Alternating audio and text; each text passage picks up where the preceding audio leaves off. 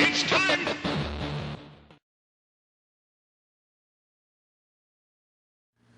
Submissions 101, I'm going to demonstrate just the mechanics behind the triangle choke and also a stacking or a sweep option from a stacking triangle choke. So I'm going to start just with the mechanics of the triangle.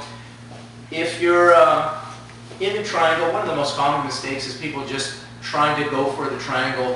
What they'll do is they'll place their leg over their instep first of all. Creates too much space here. They usually align themselves directly like this with their partner and just try to pull down. Even if the arm is across, it's not tight enough to finish them. So what I'm always looking for when I go for the triangle is when this hand immediately, when this is passed through, I immediately angle my body like so.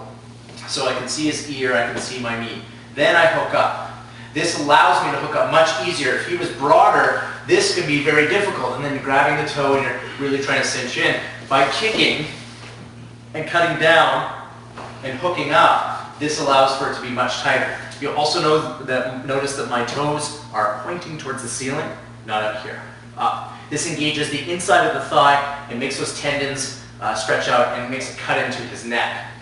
So when I'm like this, I'm going for the triangle, I will reach and underhook his leg, lift my hips, and make it much more difficult for him to escape. That's kind of where the sweep comes in.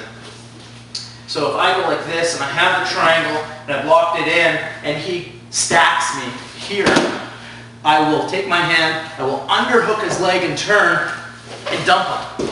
Once I dump him here, I have his arm for an arm bar, or I can move up to get the mounted position.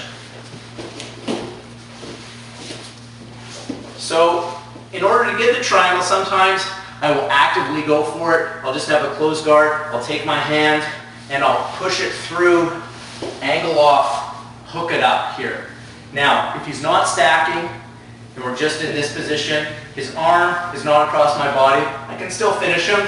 I can grab a round gable grip. But if I really want to make it tight, I don't do this. I don't grab onto the wrist and try to pull it across. It's too difficult. So I will take my hand, place it underneath his elbow, and put my hands together in the gable grip, and bring it across my body like that, rather than just holding onto the wrist. You'll never get it. So it's a pry, lifting. Here, I've got the angle. I can pull down on his head. If I really want to make it tight, I will underhook his leg and squeeze like that. The rule is angles mean strangles in jiu-jitsu, so you always are looking for that angle. He's always trying to posture and align with you to prevent the choke. So that's just some of the mechanics behind the triangle choke.